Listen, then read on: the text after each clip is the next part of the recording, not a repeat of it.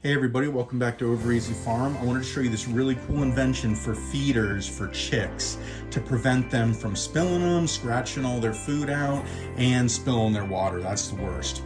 I just randomly came up with this idea today. I'm sure other people have done it. I'm sure there's TikToks for it, but I promise this isn't something I've taken off TikTok. I've taken a lot off TikTok. But I cut a 16-inch, you'll measure whatever you need to for your size feeders, but these are the little giant bases, the water and the feeder. I measured it out, cut the 2x6 long enough to be able to fit both on there comfortably, kind of centered them as best I could, and then put screws in, left the screws up just high enough to be at the top of the lip there. When I put it down, it gave it too much wiggle, but you can see no wiggle, but pops right out, so you can screw it back on your water and plop it right in. And they're gonna have a lot of trouble scratching that off of there.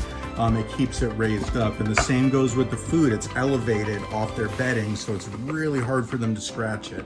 I'm gonna go ahead and take it out to our new day-old chicks. They're not day-old anymore. They're probably closer to a week that we gave to some broody hens, and they took well, but the chicks are really not gonna be able to eat out of the adult feeders and waters, so let's go down there and check on them. We've made it down to our broody hens who are in an old dog house. It works really well though, because there's only 5 of them total in here. Now the chicks, that changes things a little bit. But over here, you can see kind of the setup there.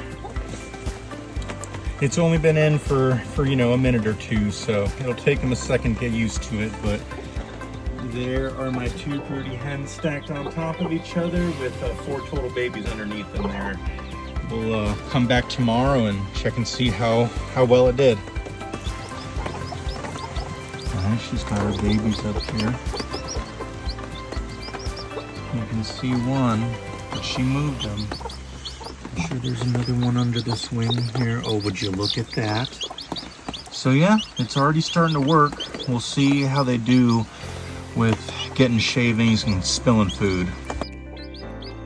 Well, guys, this is about a 12-hour update here. So we got one broody hen back there who wouldn't take the chicks. So Dolce ended up taking all 4. She's like the best chicken mama I've ever seen, but they have not spilled the food.